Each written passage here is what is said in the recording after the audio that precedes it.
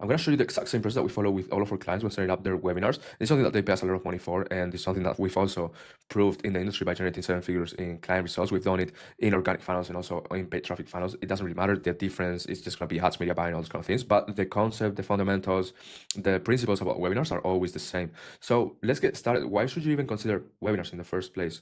I want to preface this by saying that there's not such a thing as the best funnel for every single offer, because that's such a common trend right now that everyone is saying like webinars is the best thing in the world. All those kind of things. They are good. We love them. Don't get me wrong. We've generated a lot of money with webinars, but we've also had offers ripping with DM funnels, also had offers ripping with VSL funnels. So it is something that you have to choose as well. Just make sure that it adapts correctly to your offer and that this is something you want to do. If not, this can also be like a one-time thing that you run. With our DM funnel and VSL funnel offers, we just do webinars like every once in a while, every few months, and it's just to collect way more cash and to convert people from our pipeline. But why do we like them? Main thing, cash velocity. It's insane. So what is cash velocity? Basically, the moment, how fast a lead goes from watching a piece of content from the offer owner, from yourself, to converting into a sales, into a closed deal, basically.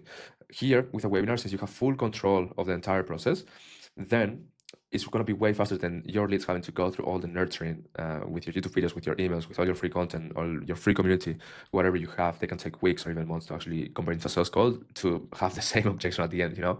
With a webinar, you do all of that in literally 2 hours, 1 hour, 30 minutes, 2 hours, where you show the proof, you sell them on the offer, you sell them on the industry, you sell them on the business model, you sell them on who you are, you sell them on their sales, actually being able to make it, all those kind of things, which is one of the good things, which is instead of like doing that on a one-to-one basis, you start doing that on a one-to-many basis with hundreds, if not thousands of people at the same time just watching that webinar where you're hitting on literally all the pain points, all the emotions, all the logic, and especially urgency as well.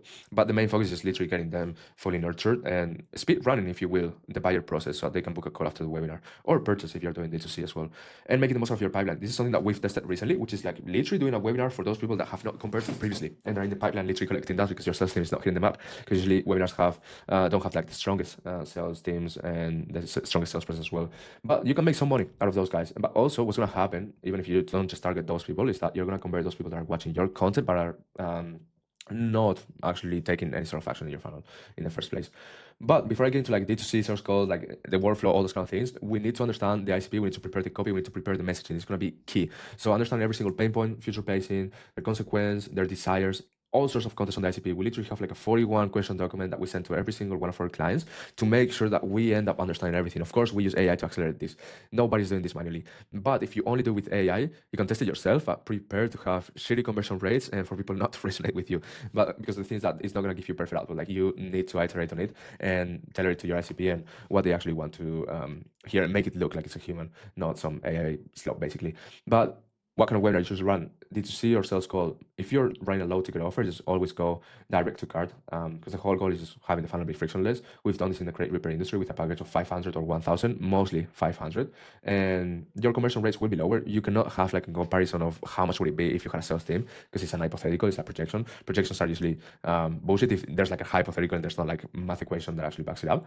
But if we're thinking about profit margins and all those kind of things, even if we miss on some conversions on a $500 ticket offer, compared to those 10-15% in commissions that the sales team will get, it ends up being pretty much the same here. But when you're doing D2C, your biggest leverage point will be leveraging your deliverables and a strong bonus. If you are running a high ticket offer, or even if it is 2,000, I would say like you should always run sales calls. Here, if your sales team is dialed in, you have a crazy conversion rate, you have 40-50% close rate on paid traffic, even higher. We've seen up to 80% in organic offers. And every single call is going to be tailored to every single lead. Most offers, I understand, they don't have just one package. They have the consulting package, they have the done with you, they have the do it yourself. So we can make the most out of every single lead and just have the highest and biggest average order value possible. If someone doesn't have the money for the standard package, we can always downsell them. If someone is too qualified for the standard package, then we can always upsell them. Like if you will, not upsell them, but sell them on the higher ticket package, which is going to be perfect for their needs as well. It's a more complex approach just because there's more involved into it for them to actually show up into the call with intention, being fully nurtured, with high awareness levels and attention levels, and for your closers to actually be able to perform, because sales is usually one of the biggest bottlenecks here. But the flow is always the same: webinar, CTA, application, bot calls, those kind of things. When it comes to the frequency, I usually say that ideally you have to do one big webinar per month. I'm talking about a big webinar because you'll have more time to promote it through paid ads and organic channels. And there's also real scarcity to it because if they miss it, they actually have to wait a full month in order to do it. But if you're running at massive scale, or if you need to, or if your audience requires it, you can do weekly webinars. or even bi-weekly if you need to. But it really depends on your audience, your budget, what you're running. And one thing that we've noticed with the industry is that with weekly webinars, yeah, you're still going to make profit, you're still going to get revenue, of course. If your sales team is dialed in, they're closing deals, you're still driving traffic. But usually you're going to get less of a profit margin than if you were to do it monthly. Of course, this is an exaggeration here with the graph that I just draw here. But with the same amount of ad spend, you're going to have way more time to actually promote it through paid ads and organic to nurture them, basically. You're going to have a higher sell rate since there's like higher urgency, and you're going to make the most out of every single lead, because I'm assuming here you're going to have exclusions so it doesn't keep raising the frequency for every single lead. Here it's literally just going to be live replay and some sort of like pop-up event as well. And if you're doing order bumps, you're going to literally liquidate your entire ad spend. Not the entire, but you're going to liquidate either some of it or most of it, or if you get lucky, all of it. And obviously have your audience, like your normal audience who are not upgraded to VIP, just showing up and then closed. This is why we usually like to do just one per month and then keep running your VSL funnel in the meantime. Like, you don't have to stop it. What's the best time to actually do this? This is also a common trend in the industry where people tell you, like, just do this on Sunday at like noon or 7 p.m. or whatever, just do it on Wednesday. There's no best time or best answer or best day for this. Like, it literally depends on who you're speaking to, who you're selling to, what your ICP is. The closest that you're gonna get to a perfect time is by going to YouTube and just taking a look at your analytics, seeing what kind of days these people, your leads, are actually watching your content, and seeing what time they're actually watching it the most on average. If you don't have this available, because not everyone is running like a micro niche YouTube channel, or a channel that's enough of at scale to actually get and gather these metrics and gather this data to figure out if it is a good time or not, then stick to the typical like 7 to 8 p.m. Eastern time on a weekday, or midday on a Sunday. Also understand, like, if you're selling obviously to European people at the same time as US people, at the same time as UK people, you have to get a common ground, right? Like, best time is right going to be noon Eastern time zone, where it's going to be like 6 p.m. European, 12 p.m. For people that are in the US, and like 5 p.m. for UK people. You know, it works for everyone on a Sunday. But in terms of length, don't overthink this if this is your first webinar, because we can go into the whole rabbit hole of are you in affluent demographics, are you in general or public demographics, what kind of ICP do you have, all these kind of things. I will always at the start just keep it to 90 to 120 minutes, because the most important thing is not even going to be like how long it is. It's just like what you're actually talking about and how good you're communicating it. But if you want to get fancy with it and actually understand everything at a high level, literally just look into your ICP, figure out how much bullshit they can take, you know, before actually hopping off, and just testing basically. But if you need an example, rich people need shorter webinars. And if you actually cannot communicate, if you cannot communicate value in the first few segments of the webinar, what you're going to notice is a lot of people in your chat telling you that this is bullshit, or calling you a scammer, or saying that, you know, just get to the value already. And you're going to notice a huge drop off way earlier than you should have. You're going to notice, instead of something being like this, you're going to have a full crash if you keep yapping about some nonsense, and it's going to be something like this, which is something that you're probably going to see in your VSL as well. If you run a VSL funnel, it needs to be like this, you know, and pitching multiple times per segment of the webinar. But just keep that length if this is one of your first few webinars. If not, you're going to get fancier and just analyze more and get more data and just keep testing out stuff and, you know, pour more money into ads, and that's it, collect some cash. But once we get that out of the way, we actually get into the workflow. Landing pages, obviously people are coming through the traffic to your opt-in page to register here. So we need to make sure that that's dialed in, because that could mean the difference between you making a lot of money or you losing a lot of money actually. So with the opt-in page, of course, we need to make it look somewhat good. Doesn't really matter, like, just because you have the best design, it doesn't mean that you're gonna get the best conversions. What's gonna matter the most is your copy here. So having a headline that's fully congruent with your ads, with your funnel, with everything that you do. Same thing with the sub headline, and same thing with the VSL if you do have one. We usually don't do it with VSLs. Sometimes we need to. It really depends on your ICP and if they need to or not. Here you'll have the opt-in, the type form, whatever you'd have for them to actually register into the webinar, and then we explain what we are gonna be talking about. Usually the copy, we do it based on sales intelligence. Actually, we figure out what the pain points are, what the problems that they have usually are. With YouTube automation, what we notice is always about the niche, packaging, ideation, how to actually do this with AI, and all that stuff, right? So we're gonna have those mechanisms. We're gonna have an industry perspective as well, and we're also gonna have, you know, obviously some urgency, some things to actually make them hyped up and be able to show up, which is like a live Q&A and exclusive bonuses. Just framing it as scarce as well, because you can only access it on this training, those kind of things. Then we show them that we're gonna give them a bonus if they register, which is like going to be like a free gift. This is also based on the problems that they have, which is the most common one on YouTube automation, for example, is niche, right? So we just prepare a lead magnet based on that. We'll have a meet your host section here for those people that are coming from cold traffic, and just trust assets, case studies, case studies, case studies. Then once they register, they're gonna obviously go into the confirmation page. Here is as simple as it gets. It's typical steps, kind of like thank you page, typical headline. On the VSL, this is very important. Mini VSL, I just call it like that. This is confirmation video, if you will. You just want to acknowledge in the first place that they took action, so just congratulate them. But then you want to explain what this page is for and what the next steps are, and have the intention of moving them into showing up for the webinar and making sure that they understand that this also they are more prepared for the webinar and that they get the most amount of value possible. So in our process, we have a WhatsApp group. I'll talk about this in a bit, but it's literally just to nurture them and to have a higher show up rate as well. We make them check their emails and add the event to their calendar as well, and we add breakout videos just as we will do with a VSL funnel here. How do we get these breakout videos? Take a look at the sales intelligence, take a look at their problems, take a look at the most at the FAQs, basically the most frequent asked questions as well, and just put them together here. Your leads, your prospects are not gonna watch all of them, but they are going to watch the ones that they feel are the most relevant to their situations here. So that's why we're going to have a bunch of them, because you're going to get different buckets of people, buckets of your ICP. They are in different stages as well, in different awareness levels, and they want to understand either one thing or another, but they won't watch everything. And then on the thank you page, we obviously have way more trust assets, just have like an infinite trust asset scroll as well. Main guidelines, just to recap a little bit, your headline matters a lot. It needs to be fully congruent. It's the biggest important, the most important thing, pretty much. Then leveraging your unique mechanisms and your ICP's language. You need to do this using the pre-Webby lead magnet. If you want some examples, literally, I've been on the sales niche forever as well. What is the thing that we get on calls the most is I'm struggling with objections. You always ask them like, what are you struggling with? What's the bottleneck? What is holding you back? Those kind of things. Objections. And if it's not objections, then we will just figure out a new pattern or case discovery. So we will put like a cheat sheet with scripts or framing scripts or whatever we need to as a lead magnet. YouTube automation is the same thing. And the main thing was niches. Always people think it's about the niche. Then they get the niche, they perform like shit because they don't know about packaging. Yeah, but it's what they believe in the first place. So just tailor this to what they want, not what you think they need specifically, because that's what's gonna give them that urgency in the first place to even like try to opt in if they were a little bit hesitant about it. If it was like Amazon FBA, like I don't know much about the niche, like you'll have to study. But if it was like something like I don't know, providers or suppliers, those kind of things, right? So then value dense content, just making sure that they watch a lot of it, so attendance rate is higher, and it will also get you like stronger work call process because awareness levels will be higher. But the most important thing is your intention. I keep repeating this, but we should always push the webinar as the next step. You should never have anything that is not congruent with your current funnel if you're running a webinar.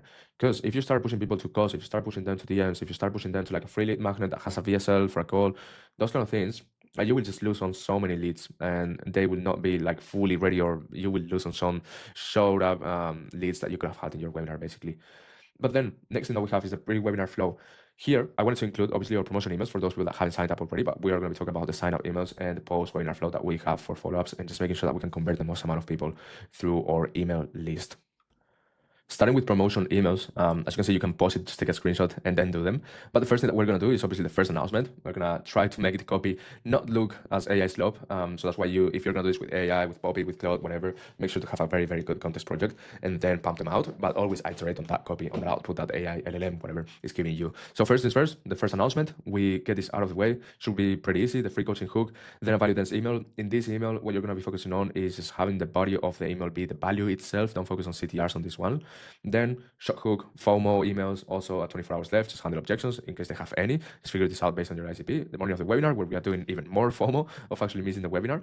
And then typical 90 minutes until live. You can do more. I wouldn't do less, of course, but this is kind of like the main structure that we follow. It's like a basic framework that we have. In terms of like the post sign up email flow, we literally follow Jeremy Haynes Hammerton campaigns.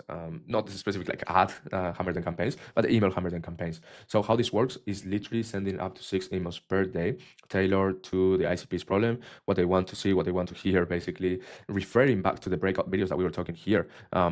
So that they, in case they don't want to watch it, because some people don't want to watch videos, they just want to read, right? So we just try to make it and tailor for every single prospect, every single bucket of the ICP that we get there.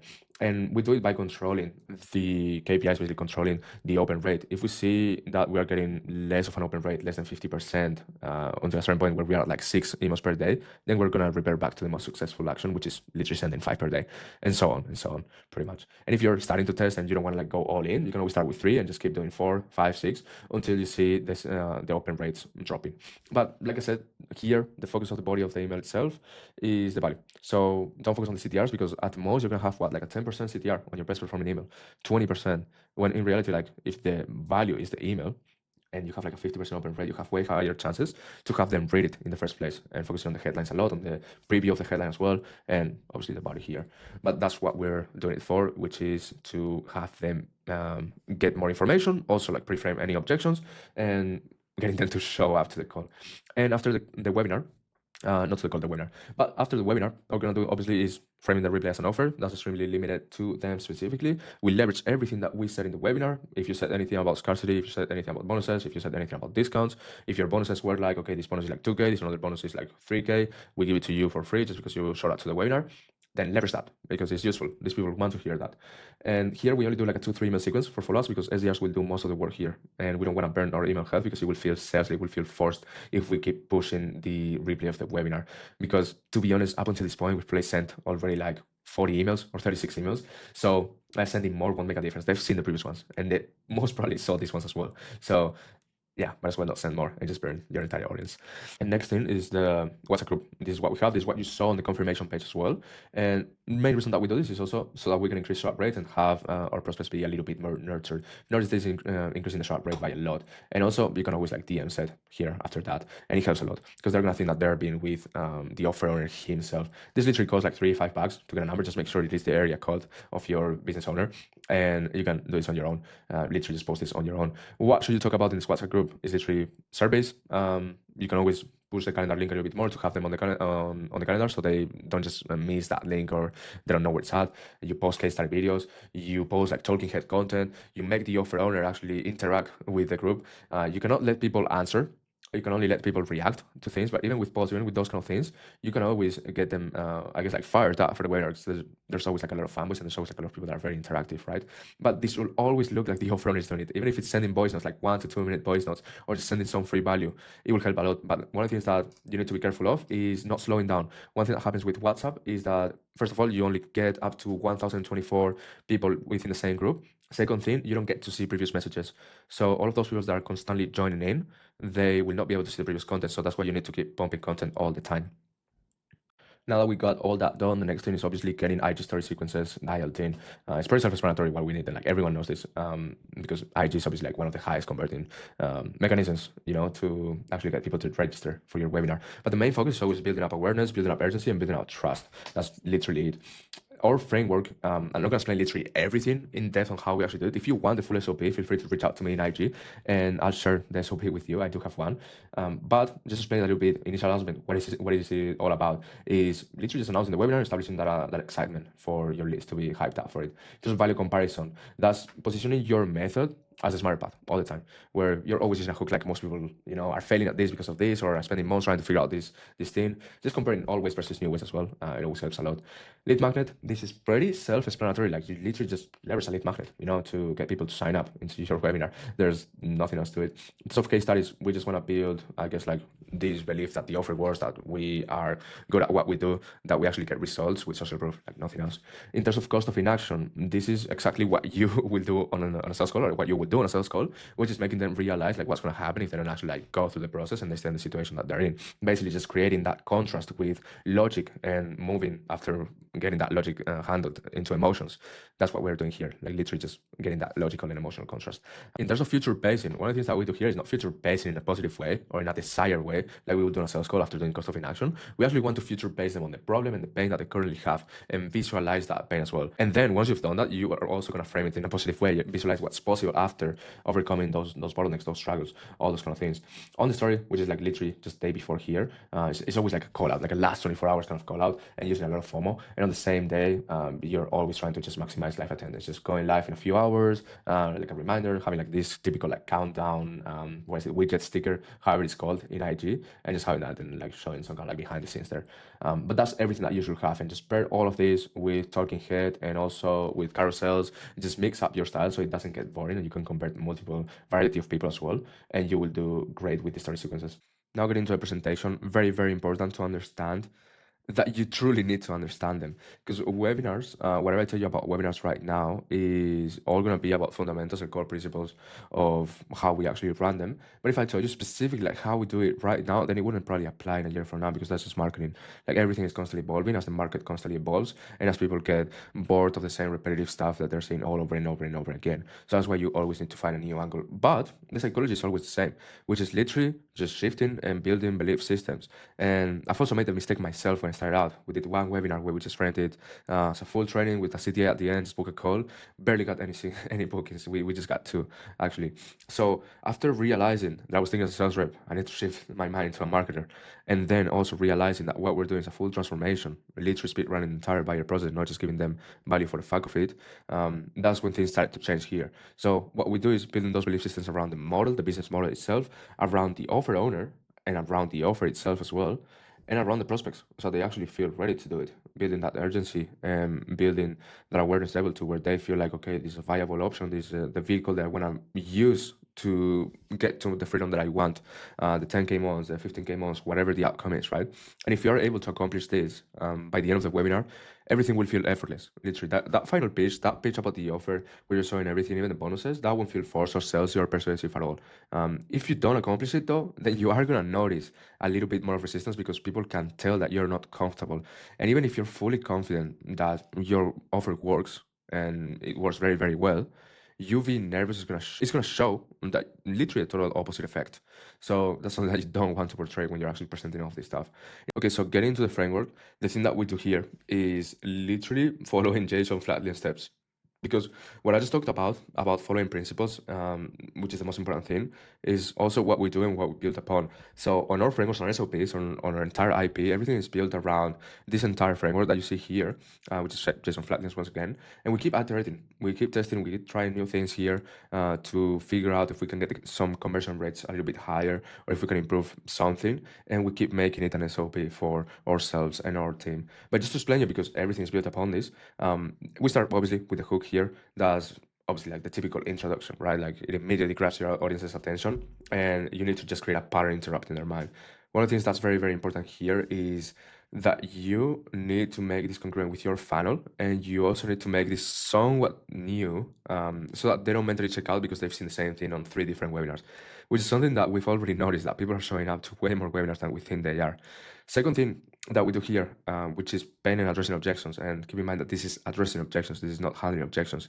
This is all about making them realize that they attended for a specific reason, and because something is not working in their life, and they have certain pains and certain things in their mind that are holding them back also from taking action and getting to the life that they want. And also addressing those limiting beliefs and false beliefs that they have about the industry, just so we can leverage them later on. Next thing that you're gonna see is the tease phase. This part is literally just telling them, like, by the end of this webinar, you'll know how to do X, Y, and Z. And they're going to be able to, transfer those payments that they currently have into like tangible, outcome-based actions and promises, basically. That's the whole purpose of this phase. And you got to make it very, very specific. You cannot say, like, you're just going to make more money by the end of this webinar. Like, you got to, like, actually tell them and tailor it to the situation that's the most common within your ICP as well. Index side phase, this is basically just feature based in a positive way, just desire stage, basically painting the vision of their ideal world, and not just talking about business and money because that's just numbers in the bank account, also talking about what it's going to feel like. So using a lot of sensory language to help them understand, visualize, feel, and literally experience firsthand that future state that they want to be at. Once we get that done, we move to position. Here, what are you doing? It's literally in the name. You position yourself as the only qualified person that can solve their specific problems, and you position your mechanisms and approach and your offer, essentially, not just yourself, as a superior method, if you will. And always just show your best results, your mid results, even your worst results and your most recent results, just so you can build that trust following an honesty frame, if you will. Paradigm is literally, a lot of people get confused in this. This is just introducing one aha moment, he calls it. A structure that is like telling them that this is going to change everything in their mind. They're going to feel like this is going to change everything. It's going to make them question their entire approach, and they're going to feel like it's wrong. But you are making them feel like there's a new approach, and that is the best one possible. And they're going to be like, oh, I don't know how I haven't seen this before. This is amazing. That's what we're looking for in this phase. When we're talking about mechanisms, we just want to outline 3 to 5 elements or mechanisms that are going to give them their desired output, basically. If you have to think about it, you literally just have this already in your pitch, most probably. If you actually have a good pitch, then you're already going to have this. You literally just have to give it a cool name and get to explain your mechanisms and your offer. With commitment, pretty self-explanatory. We'll just get them 100% committed to your methodology and your mechanisms before talking about the offer. But when you're going into the transition phase, it's one of the most important things, because you can either like make it very well or fuck up very badly. You don't want to do this in a very, very salesy way, because you're literally moving from education to offer and pricing and, talking about all this stuff. So one thing that you want to do is always just recap the journey, just recap the webinar, then make them acknowledge the value that they've gotten. Like you can always interact like with all these phases, like you should be interacting with your audience, just asking them to put yeses in the chat or to put ones or twos in the chat, those kind of things. So having them acknowledge that it was worth them being in the webinar. Also, contrasting choices, introducing alternatives, consequence scenario bit. When you're in the transition phase, like you want to make it a no-brainer for you to go from value to just pricing and like what you have to offer, all those kind of things, right? Then what you're gonna move on is your core offer. This is pretty self-explanatory. Just explain your core offer. That's it. In terms of pricing, here we are not talking about pricing directly. You can drop the price in the webinar if you want. We don't usually do this unless it's very high ticket and our audience is already like very sophisticated. But if not, we haven't seen a need to do so. If you do, you're gonna have the best laydowns ever though. But in terms of like price, what is it referring to? Like what we do is contrast that price with something else, make them feel like the value is stupid versus what they're getting, what they're paying for, basically. That's the whole concept of this one. In terms of bonuses, the thing that you should be focusing all the time in terms of bonuses is just value stacking and doing the typical, like, okay, you're like, this will be 2K, it's on 3K, 4K, you're gonna get it for free, all those kind of things, because you're mixing up these two things at the same time. You're also giving those bonuses with scarcity. And if you're giving any sort of action taker discount, then that's going to benefit you a lot. It's going to literally, you can mix these two here, and also leveraging scarcity in a way, not just for the bonuses for the offer, but scarcity about literally everything. The risk of them not taking action is pretty self-explanatory. And Q&A time, don't script this too hard. Like don't just read our max this one. This is literally just you choosing the best questions that you think are valuable for everyone. If you see a question that is like very tailored to one specific scenario, don't answer it, because you're going to answer for one person and not for 1,000, for example. So you have to understand like the questions that are like the most relevant, could be the most relevant for every single one of them. And then the final close, like don't be afraid of just pitching multiple times and closing at the end. Just don't get fucking nervous. Otherwise, the people that are watching until the end, they're gonna notice that, and it's gonna perform a little bit worse. We've actually noticed it and tracked it. Now, getting into sales, once we actually get this stuff done, the main thing that you should focus on is SDRs. A lot of people focus on closing, getting it to 40%, 50%. The only way that your closers are going to be able to perform at the highest potential ever is by having good SDRs in the first place, because they are going to do a lot of work for the closers in terms of getting them as warmed up as possible with the highest intent as possible. So after the webinar, we literally have an automation that's going to trigger for all of these outcomes, either for book calls, like SDRs are going to be able to see it, for applicants who got the partial capture in Typeform or whatever, and they didn't book in, they're also going to get those notifications for attendees who didn't apply, and they're going to get the full raw sheet that we have on no-shows and replay outings here. Our order of importance is always going to be first one, book leads immediately. Here we remove all of those DQs from closers calendars as soon as possible. And if there's a spot open, we try to rebook people that have booked in 3 days from now for the same day, for example. That way we can collect more cash that day, and we can also accelerate the process basically, so they don't get colder in the process. Then the second spot for priority that the SDR should be focusing on is applicants who didn't book in. Here is just dialing them and making sure that we either handle objections or we find the right time for them, because those are going to be the two main reasons that they haven't booked a call.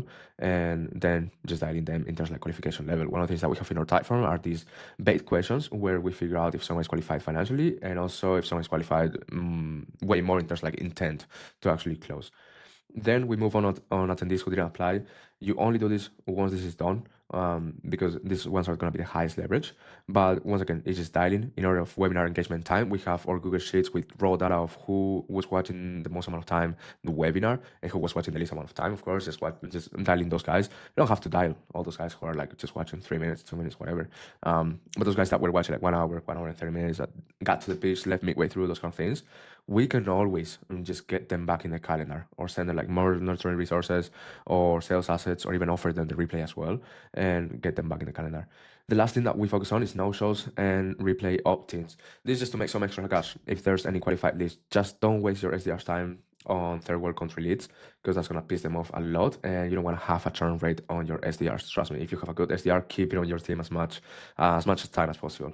But it's literally, once again, just offering the replay. The sales velocity, the cash velocity is going to be way slower, because you need to offer the replay, stay in contact, send more resources, pitch the call, do the DM sharing process, do the pre-call, send the pre-call resources, and then get them on the call. it's not the most optimal thing. We just need to collect a few more dollars, basically. Usually can get like an extra like 10K, like 2 or 3 deals out of that.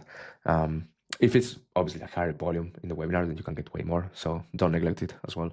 In terms of Slack best practices, it's one of the things that when me and my business partner were actively closing, we appreciated a lot, which was having all automation set up in a way that we are being notified as soon as possible and nothing was breaking pretty much at any time. And also having a system where there was no conflict between sales reps. So it's one of the things that I've seen happening in the industry, even when pitching to some of my clients, like our services, before they started working with us, was that their sellers were just fighting for every single lead. And just to give you an example, like if you were to watch a webinar and you were interested in the offer, that it was a sales call, whatever, you booked the call and you were spammed by dials by 6 different SDRs, just trying to get the commissions and just trying to talk to you, you'd be pretty fucking annoyed and you probably wouldn't even like show up to the call. So what we have as well is that organization system where they can claim leads and just submit call outcomes without conflicting with each other, which is going to be pretty cool in order to have that organization in Slack, also with commissions, and also to not annoy your prospects and potentially miss out on some money that we could have collected otherwise. And also letting them know, like very, very strictly, the qualification guidelines. So they should understand this to the T. They should know this like the back of their hands, because if not, we are just going to be wasting some slots in the calendar that could have been put to better use, basically. Then just SOPs and best practices that we follow with our sales reps, not even just closers, but even sellers as well. I cannot write with this, but sellers as well. We focus on onboarding a lot on webinars. We have to do this very, very fast. So there's no room for human delay or human error, as we probably are hiring a week apart from, or like a week or 5 days apart from the webinar. So we need them to be able to refer back to a document without asking us all the time or asking the offer owner all the time the most common questions that sales reps usually giving them pretty much all their resources, all their homework, what the offer is about. So having it structured in a way that they can go through it very fast and not just have them like watch 2 videos or give them a shit ton of content that they don't even know how to take a look at it. And also giving them access to everything smoothly. In terms of the ramp up period, we hire fast and we fire fast with webinars. With VSL funnels, we hire slow and we fire fast, actually. We don't want to be dumbasses here, but we also don't want to lose money.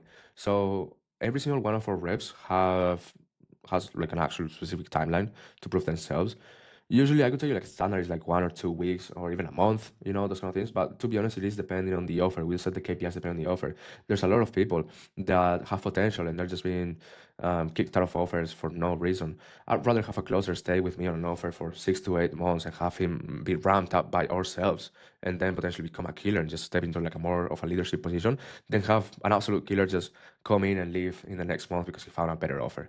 Because if you do that, if you're only relying on those guys, then first of all, you're not gonna be able to find them all the time. Second of all, you are going to deal with the pain in the ass that it is to onboard them every single time and just do interviews constantly.